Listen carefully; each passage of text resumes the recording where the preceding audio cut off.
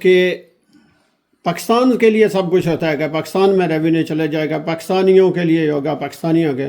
اب اوورسیز کے لیے کہ اوورسیز نے ساری زندگی ادھر لگا کے پیسہ کمایا ان سوسائٹیز میں جا کے، جو جیلی سوسائٹی یہاں بن رہی ہیں پاکستان میں کرپشن کی وجہ سے، اور ان جیلی سوسائٹی میں اوورسیز پاکستانی نے جتنا پیسہ سپینڈ کیا ہے، بیچاروں نے ساری زندگی کی کمائی یہاں وہاں لٹا کے آ جاتے ہیں. کیا ان کے لیے بھی کچھ تدارک کرے گا؟ اچھا، یہ اس پہ جب اس وقت بھی بڑی، جب عمران خان صاحب کی جب ہماری حکومت تھی تو اس وقت بھی بڑی ڈیٹیل میں ڈیلیبریشنز ہوئی تھی. یہ روڈا کا پروجیکٹ جب بنا تھا تو آئیڈیل پروجیکٹ کے طور پر تھا. جیسے برطانیہ میں آپ چلے جائیں، یورپ میں چلے جائیں، دریا کے کنارے آباد کیا جاتا ہے تاکہ خوبصورتی برقرار رہے اور پانی جو ہے وہ اگر سیلاب کی شکل ہو تو وہ باہر نہ نکل سکے، یعنی اس کو سیف کے طور پر. لیکن جس طرح کا پروجیکٹ بنا کر دیا وہ اس طرح بنا نہیں سکے، اور الٹیمیٹلی آپ نے مشروم گروتھ اتنی زیادہ ہو گئی ہے جس کی وجہ سے مسائل پیدا ہوئے ہیں. اگر ایک بات بتا دیں کہ یہ جب جانا تھا، جانے سے پہلے ایک باقاعدہ پورا ڈیجیٹلائز میکنزم تیار ہو چکا ہوا تھا کہ اگر ہاؤسنگ سوسائٹی کے مسائل ہیں، اوورسیز کے کانٹیکٹ سے ہیں، باقاعدہ آئندہ سے جو نظام ہوگا وہ کمپیوٹرائز ہوگا تاکہ اوورسیز پاکستانی یہاں بھی بیٹھے ہوں تو کسی سوسائٹی میں اگر ٹرانسفر کرنی ہو، کوئی ویریفیکیشن کرنی ہو تو اس کا ڈیٹا بیس بنے. پہلے ڈیٹا بیس بالکل نہیں بن رہا، اس لیے سادہ لوگ جو ہیں ہمارے اوورسیز پاکستانی ہیں وہ کسی نہ کسی طرح سے ایسے چنگل میں پھنس جاتے ہیں. ساتھ ہی آنے والے دنوں میں اگر حالات ایسے واقعات رہے تو اس میں ایک میکنزم فوجداری کا بھی ایک ایسا سیٹ کیا جائے گا کہ باقاعدہ یہاں نہیں اور اس کی جورسڈکشن کے کانٹیکٹ سے رابطہ کرنا پڑا تو جہاں جہاں یہ ہوں گے، جس ملک میں، کئی تو ایسے لوگ ہیں جو پیسہ لے کے ملک سے باہر بھاگ گئے، ان کو وہاں بھی ٹریس کیا جائے گا. اور عدالتوں کے حوالے سے سیپریٹ کورٹ تو نامینیٹ کر دی ہیں. ہمارا ارادہ یہ ہوگا کہ ہم ایک علیحدہ کورٹس بنائیں، وہ باقاعدہ وہ کورٹ کا میکنزم ایسا ہو کہ جہاں وہ مختلف صوبوں کرے، پوری دنیا کو کنیکٹیوٹی اس کی ہو، اور زیادہ سے زیادہ لوگ رکھے جائیں تاکہ کیسز جو ہیں وہ ڈے ٹو ڈے چلیں. ایک لمٹ ہے، کوشش یہ بھی ہے کہ ساتھ ایک وقت مقرر کر دیا جائے کہ اتنے وقت کے اندر یہ انصاف فراہم ہو جائے. یہ بڑے مسائل ہیں، یہ چھوٹا ایشو نہیں ہے، بہت بڑا ٹاپک ہے، اور اگر کام کرنے دیا جاتا ہے عمران خان صاحب کو اس وقت تو اس کے رزلٹ آپ کو پازیٹیو مل جائے. اور آخری سوال کہ اب جو ہماری نئی جنریشن ہے یہاں کی، جو یو کے گرون ہے، جس طرح ہمارے بچے ابھی گرون اپ ہو رہے ہیں، یہ پاکستان میں لا قانونیت کی وجہ سے پاکستان سے متنفر ہو چکے ہیں، پاکستان جانا تک گوارا نہیں کرتے. تو یہ جو ایک گیپ آ رہا ہے ہماری جو آنے والی جنریشن کا اور پاکستان کے ساتھ، یہ دن بدن بہت تیزی سے بڑھتا جا رہا ہے. تو کیا اس کے بارے میں بھی کچھ سوچا ہے پاکستانی اداروں نے؟ اور ابھی جو چل رہا ہے حالات، یہ تو بہت سنگینیت کی طرف جا رہے ہیں. دیکھیں، ایک بات بڑی واضح ہے، یہ بڑا ایک سیریس چیپٹر چھوڑا ہے کہ آپ کی وطن کی مٹی سے دوری کی باتیں ہیں. جو فیملی بانڈنگ ہے یا اور مسائل ہیں ہماری ینگ جنریشن کو، جب ینگ جنریشن یہاں رہتی ہے، برطانیہ میں اندر نظام دیکھتی ہے، سہولیات دیکھتی ہے، اس طرح کا فراڈ نہیں ہے، ظلم نہیں ہے، زیادتی نہیں ہے، تو وہ متنفر ہو رہی ہے. یعنی اب یہ ساڑھے تین سال کا جو یہ پروسیس ہے سارا، اس نے بہت کچھ سامنے رکھ دیا ہے اور بہت سے لیکوناز بھی سامنے آ گئے ہیں. انشاءاللہ العزیز عمران خان صاحب کی حکومت کے بعد باقاعدہ ہمارے نوجوانوں کو تو باقاعدہ عزت دی جا رہی ہے، لیکن یہاں جو اوورسیز پاکستان میں نوجوان نسل ہے اس کو پاکستان کا روشن چہرہ دکھایا جائے گا، ساتھ ساتھ ان کی ایکٹیو انوالومنٹ رہے گی، اور باقاعدہ کچھ اس طرح کے ادارے بنائے جائیں گے جو موٹیویشنل ہوں گے، جو چیزوں کو آگے لے کے چلیں گے. یہ بہت دوریاں ہو چکی ہیں، یہ دوریاں کو قریب لانا ہے، اور انشاءاللہ العزیز بڑی امید ہے کہ عمران خان صاحب کے دوبارہ آنے پہ یہ اوورسیز کے جو مسائل ہیں نا، یہ آپ سوچ نہیں سکتے. میں ابھی کچھ چیزیں نہیں بتا رہا کیونکہ سارے آئیڈیاز جو ہے نا وہ چوری ہو جانے ہیں، ان تک چلے جانے ہیں، لیکن اتنا میں بتا دوں کہ اوورسیز کے حوالے سے اب بالکل ایک پریولیج کلاس ہوگی، جو ایک ڈسٹنکٹ کلاس ہوگی، اور ان کے مسائل بہت تیزی سے ہنگامی بنیادوں پر طے ہوں گے، اور باقاعدہ اس کی مانیٹرنگ بھی ہوگی.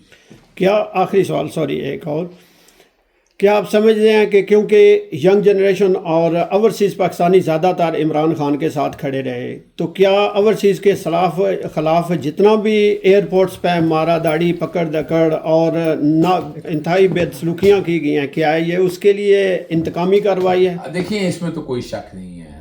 آپ یاد رکھیے گا، ترنیتی کا ایلیمنٹ اور فسائیت کا ایلیمنٹ وہ یہی تو ہے کہ وہ عمران خان صاحب سے پیار اور محبت کی وجہ سے ان کے ساتھ یہ زیادتیاں اوورسیز واقع کے ساتھ جتنی زیادتیاں ہوئی ہیں، بعد میں بڑی کوشش کی تدارک کرنے کی کہ مختلف انہوں نے اپنی مرضی کے لوگ لگائے، لیکن لوگ ان سے مطمئن نہیں ہوئے. انہیں پتہ ہے کہ یہ فراڈ اور فریب ہے، اور اب جیسے میں نے بتایا کہ اس کے تدارک کے لیے بھی انشاءاللہ کوشش کی جائے گی کہ جو لوگ جنہوں نے زیادتیاں کی ہیں ان کے حوالے سے کٹارے میں بھی کھڑا کیا جائے گا، باقاعدہ عزت دی جائے گی. اور اوورسیز پاکستانیوں کو میں یقین دہانے آتا ہوں کہ آپ ہمارے دلوں میں دھڑکنوں میں رہتے ہیں، اور آپ کو ہر طرح سے جو ہے وہ ایک اہمیت دی جائے گی.